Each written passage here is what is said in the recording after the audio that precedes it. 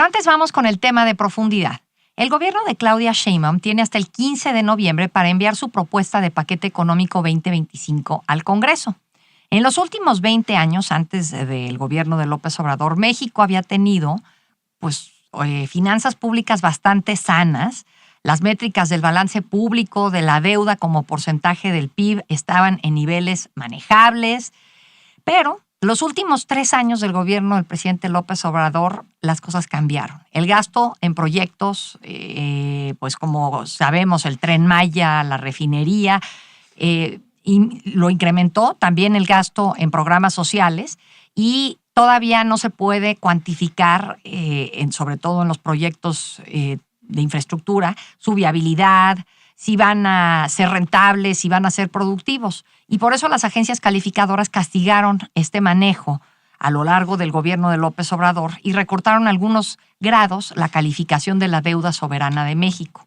La mayor preocupación por eso ahora es evitar que el déficit público se mantenga en niveles altos. Va a cerrar este año en el 5.9% del PIB y la trayectoria de la deuda como porcentaje del PIB debe de ser descendente en el mediano plazo, lo que no va a ser fácil. Sheinbaum reiteró la semana pasada que el paquete económico 2025 contempla la reducción del déficit al mismo tiempo que se mantienen los programas sociales y que se va a fortalecer la inversión en el país. Pero bueno, ahí tenemos la reforma judicial que no sabemos si esto logrará el propósito de la presidenta. Reducciones en las métricas del balance público en un escenario de menor crecimiento económico, sin aumento de impuestos y con mayores compromisos de programas sociales van a implicar la contracción muy fuerte del gasto público. Esto puede hacer que las perspectivas económicas para el 2025 sean más débiles y entraríamos en un círculo vicioso. El equilibrio que debe de lograr Ramírez de la O, el secretario de Hacienda, entre un paquete económico que regrese la prudencia y la solidez de las finanzas públicas y que no represente fuertes riesgos de que se ralentice la economía va a ser bastante complicado, pero aquí tenemos, y le agradezco a Sofía Ramírez, directora de México ¿Cómo vamos?, para que nos explique lo que a más tardar hoy tenía que presentar Claudia Sheinbaum al legislativo, que es el paquete económico 2025. Primero, ahora sí que una mini clase de economía, Sofi. ¿Qué tiene el paquete económico 2025? ¿Cuáles son sus principales componentes? Súper buena pregunta porque es regresar a lo más importante, entender que no solo es cómo nos vamos a gastar la lana. De algún lado tiene que venir ese dinero público, pero para poder saber cuánto dinero público vamos a tener, pues hay variables que no controlamos así al dedillo, como es el precio del petróleo, las tasas de interés, por supuesto el crecimiento que ya mencionabas. Entonces, eso se plasma en este primer documento que se llama Criterios Generales de Política Económica. Ya teníamos un anticipado. En abril de este año se entregó, conforme a la ley, los precriterios. Ahí más o menos nos daba pues visos de cómo venían ya las cuentas. Las cuentas no venían tan bien, como ya mencionabas. Había un incremento importante en la dimensión de la deuda, en el endeudamiento de este año. Digamos, el paquete aprobado para 2024 se estimaba que fuera a ser de 5%. Más o menos los que le saben en el sistema financiero estiman que ni siquiera va a ser de 5.9 como se estimaba en los precriterios y como sostiene Hacienda, sino que va a ser más cercano al 6.2%. Y es relevante esos pocas décimas. Es muy relevante porque, entre otras cosas, tú sabes que propios y ajenos, incluyendo el Fondo Monetario Internacional, nos han venido reiterando la importancia de tener una estrategia de disminución del gasto, aumento de la recaudación, que es lo que conocemos como consolidación fiscal. Realmente no importaría tanto si siguiéramos gastando más, siempre y cuando creciéramos todavía más rápidamente la recaudación y los ingresos generales del gobierno. El problema es que pues, el próximo año tendremos un crecimiento económico más bien cercano al 1%. Eso no es nada sorprendente, eso es por debajo del promedio prácticamente de los últimos 20 años. Y sumado a ello, pues está el no tener una ruta, o de eso se trata, digamos, con este nuevo paquete, una ruta para que exista la llamada consolidación fiscal, que implica disminuir la brecha que hay entre lo que ingresamos y lo que gastamos. Como en una casa. Como en una casa. Si tienes tu sueldo y tienes que distribuir en qué lo gastas, no puedes estar gastando más de lo que tienes y financiándote con la tarjeta de crédito, que en este caso pienso que son las instituciones financieras internacionales, porque pues las tasas, el tipo de cambio acaban quizás comprometiendo al rato tienes que hipotecar la casa o yo que sé, algo, ¿no? Totalmente. Y además, cuando tú pides un crédito, por ejemplo, de nómina, obtienes una mejor tasa de interés que si lo financias con tarjeta de crédito, ¿no? Sí. Tiene la tarjeta de crédito una tasa un poquito más alta. Pero en México, bastantito.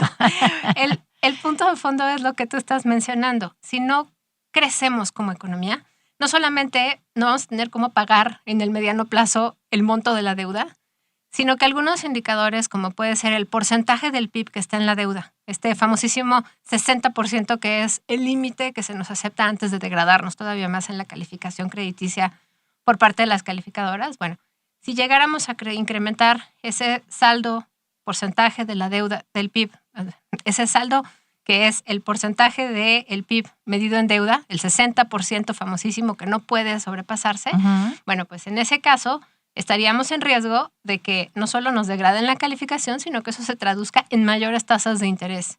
Y esas mayores tasas de interés, pues ciertamente sí van a comprometer el dinero que destinamos al pago de los intereses de manera reiterada, cotidiana, mensual, sí, como país. Y eso, pues obviamente nos incrementa otra vez el gasto no programable, que es pues estos rubros de gasto donde no podemos recortar, pues entre otras cosas, porque son los intereses de la deuda. Yo me acuerdo, a ver si tú me puedes explicar esto, Sofía, que cuando Meade era candidato, en uno de los debates, le dijo a López Obrador que era muy fácil lo del paquete económico, que solamente había que saber sumar hasta 5 y que de esos 5, 4 pesos ya estaban comprometidos y solo tenías para jugar 1. ¿Sigue siendo eso y a qué se refería Meade? Híjole, yo creo que tenemos menos de uno de esos 5. Ok. A ver, no recuerdo a la precisión a qué se refería Meade, pero me hace sentido el decir no hay margen fiscal. No podemos equivocarnos porque estamos comprometiendo cada vez más gasto social con esta ampliación de las pensiones no contributivas, por ejemplo, a las mujeres entre 60 y 64. Y aquí, que es un programa nuevo de este gobierno. De eso además ya está ahorita plasmado en la Constitución. A mí lo que me gustaría acotar es, no estoy peleada con las transferencias, lo único que estoy diciendo es, está perfecto, necesitamos saber de dónde va a salir ese dinero, ¿no? Sí, es lo mismo, no es que en tu casa estés peleada con irte al viaje, pero si no hay dinero para irte de viaje, pues... Pues de algún otro lado tendremos que recortar, o vendemos el coche, o pasamos a los hijos a una escuela más barata, o nos afiliamos al IMSS Bienestar en vez de estar pagando un seguro de gastos médicos privados. Algo tienes que ajustar. Ajá. Y eso es realmente en donde estamos parados. Me preguntaba sobre los documentos que se entregan el 15 de noviembre de este año, porque normalmente es un poco antes, solo este año porque hubo cambio de gobierno, es hasta el 15 de noviembre. El segundo documento, además de estos criterios generales de política económica, pues se llama la Iniciativa de Ley de Ingresos de la Federación. ¿De dónde va a llegar ese dinero? Esa es una ley. Esa es una ley que además pasa por ambas cámaras, no solamente por la Cámara de Diputados. Y ahí vamos a tener la estimación de los ingresos provenientes de impuestos, que ahorita son más o menos 66 de cada 100 pesos que tiene el gobierno, son impuestos, por eso el crecimiento económico es tan importante. Si a las empresas y a la gente le va bien, el gobierno tiene más ingresos. Claro. Pero además también ahí se incorporan pues, la venta de bienes y servicios, incluyendo hidrocarburos, el financiamiento de la deuda. Y esto también es súper importante porque en la Ley de Ingresos de la Federación se va a aprobar con pesos constantes y sonantes el tamaño del endeudamiento de este año. Y esto obviamente va a impactar muchísimo en términos justamente de las definiciones de hasta dónde vamos a poder movernos para poder financiar cosas adicionales que no nos alcanza con el dinero que estamos ingresando. Yo me imagino que Pepe Meade se imaginaba una cosa similar porque eso es 20% de lo que nos vamos a gastar. Seguramente lo vamos a financiar, números redondos, con deuda. Ok. Ahora, ¿crees que Claudia Sheinbaum va a lograr, junto con Ramírez de la O, que se reduzca este déficit fiscal? Ellos han estado titubeando, a veces dicen 3, 3.4, 3.5. ¿Lo van a poder reducir? Mira, más vale que tengamos una estrategia clara. Y esa estrategia no solamente es plasmarla en el paquete económico. Uh-huh. Esa estrategia implica que mes a mes, en los informes, primero mensuales y luego trimestrales de la Secretaría de Hacienda, se vaya perfilando un recorte en los rubros de gasto donde se puede hacer el recorte Pero pues obviamente eso compromete la operación del gobierno como lo conocemos. No quiere decir que no haya espacios de eficiencia. Lo único que estoy diciendo es, si ya nos desaparecieron los autónomos y se esperaba ahí que hubiera, ¿te acuerdas? López Obrador decía 100,000 millones de pesos anuales. No, hombre, de ahí todos los autónomos son 5,000 millones de pesos. Pero la estructura va a pasar adentro de la Secretaría o de estos otros entes técnicamente autónomos, realmente no va a haber un ahorro real. Entonces, por eso es tan importante ver ese tercer documento, que es el que normalmente nos suena tanto, que es justamente el presupuesto, bueno, el proyecto de presupuesto de egresos de la Federación. Sí, porque lo tiene que aprobar el legislativo, ¿no? Pero ese lo tiene que aprobar únicamente la Cámara de Diputados, es facultad única, y es súper interesante porque ahí es donde empiezas a ver, no basta con decir voy a presentar iniciativas para disminuir la brecha salarial. Si el sistema de cuidados no tiene un plan y dinero asociado a ese plan, no hay sistema de cuidados, no hay forma de reducir la brecha salarial entre hombres y mujeres. Es decir, dinero que no se traduce, más bien, acciones que no conllevan un compromiso en dinero, pues no van a tener ningún tipo de resultado. Entonces, ese paquete económico nos va a mostrar, entre otras cosas, pues sí, las prioridades de gasto, pero también la ruta que mencionabas hacia una consolidación fiscal.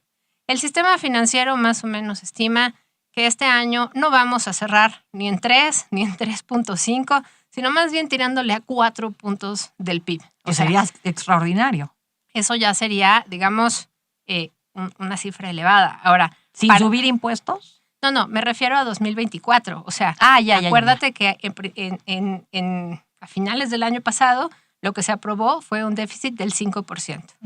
Entonces, realmente lo que tenemos que considerar es que vamos a tener un déficit de 6.2 este año y que el próximo año pues vamos a tener un déficit pues más parecido justamente a este 3.5, 4.5%.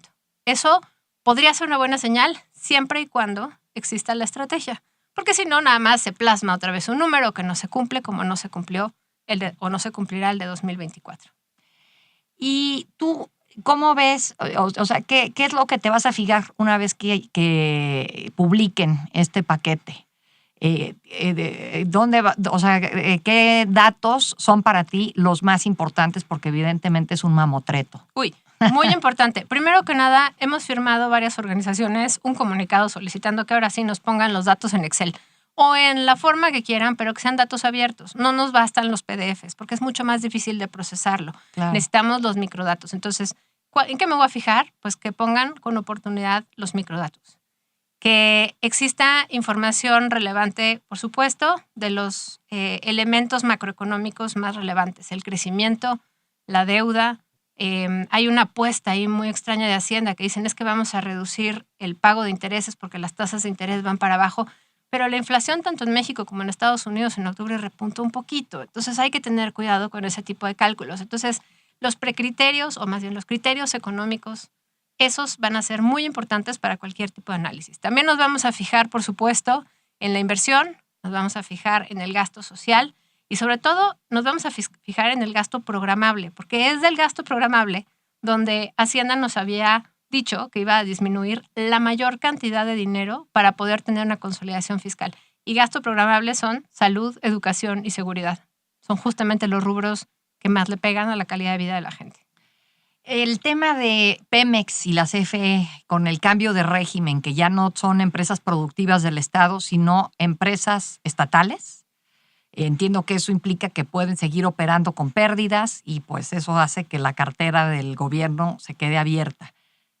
¿Va a influir en cómo, en los datos que pueda o en cómo redacten en Hacienda este presupuesto? Va a influir muchísimo. Por ejemplo, hay que entender un paso previo. Las empresas del Estado, ahora CFE y Pemex, siguen siendo empresas. Uh-huh. Ahora, lo que tienen es que ya no van a ser productivas. Les quitaron la parte productiva y eso implica que su mandato es pues desarrollo social. Entonces ahora la parte negativa es, pues van a poder perder dinero porque de lo que se trata es de generar valor social y eso va a acabar en un programa presupuestario que obviamente va a tener un costo para las finanzas públicas. ¿Cómo se revirtió esa relación de ser Pemex la gallina de los huevos de oro que mantenía Hacienda? Ahora estamos 180 grados. Pues tiene que ver con la disponibilidad del petróleo. O sea, venimos en un sexenio donde, pues acuérdate, Andrés Manuel López Obrador prometía sacar 2.5 millones de barriles diarios del subsuelo y cerramos el sexenio igual que como empezamos, en 1.7 millones de barriles diarios, con composiciones distintas, pero eso también fue consecuencia de que no hubo una estrategia de coinversión, que sí está mencionando ya esta nueva administración de manera pues transversal en todo el tema energético, porque no hay dinero público que alcance para explorar suficientes pozos y por supuesto bueno, sacar. y la negativa al fracking, que a Estados Unidos le ha permitido no lograr la autonomía per se, pero sí ser, pues yo creo que ahorita el productor número 1 de energéticos. Hay un tema ahí también con el gas natural. El gas natural es considerado un energético de transición. Creo que la disponibilidad del gas va a ser justamente un hilo conductor que nos va a permitir tener crecimiento económico como región, pero entonces ahí entra el factor regional y justamente nuestro nuevo Es lo vecino. que era la siguiente pregunta. ¿Cómo se tendrá que haber ajustado el presupuesto pensando en Trump? Pues mira, yo creo que primero que nada necesitamos garantizar que hay una representación comercial suficientemente potente en Washington. Necesitamos una suerte de ProMéxico. Por supuesto que no se llame igual, pero que sea pues agente que vaya llevando de la mano. Una oficinita dentro de la embajada. Pero además dentro de la propia Secretaría de Economía, porque la Secretaría de Economía va a tener que hacer otras 80 cosas, como promover el crecimiento de las MIPYMES, como revisar que haya condiciones de competencia, porque va a tener nuevas atribuciones ahora que los autónomos, bueno, ya se acabaron. Desaparecerán. Entonces, pues realmente creo que no es nada menor el no destinar, o más bien, vamos a necesitar que destinar recursos a la representación comercial en Estados Unidos, pero también a una estrategia también mucho más amplia con el sector privado. Yo creo que el paquete económico tiene que ser, otra vez, suficientemente sólido y confiable como para que prevea crecimiento, porque esa es la otra. Si tú detienes el gasto con demasiada violencia, pues se frena aún más el crecimiento económico. Y vamos a tener que tener una métrica de esa credibilidad, porque parte del problema es, si no tienes finanzas públicas sanas, pues estás a merced de que llegue un huracán, una pandemia o un gobierno aliado que se te revierte para tener estos choques económicos con un impacto muy importante en el tipo de cambio, en la inversión y demás. Entonces, por eso es tan importante conocer las finanzas públicas, la estrategia de sanitización de las finanzas públicas, no querer seguir financiando el gasto corriente con deuda y pensar, bueno, pues que esta deuda que se puede estar generando, pues la estamos sumando a una que ya traíamos arrastrando y que no puede pasar del 60% del PIB, porque ahorita ya estamos pues, por arriba del 50%. Sofía Ramírez, pues vamos a ver qué paquete es el que se entrega y cuál es el que aprueban los legisladores y ojalá que lo podamos ya platicar una vez resuelto. El misterio. Sobre todo habrá que voltear a ver también la inversión, eso ya no te lo conté, pero la inversión esa va a dar para una revisión profunda, Ana Paula. Muy bien, gracias, Sofía Ramírez.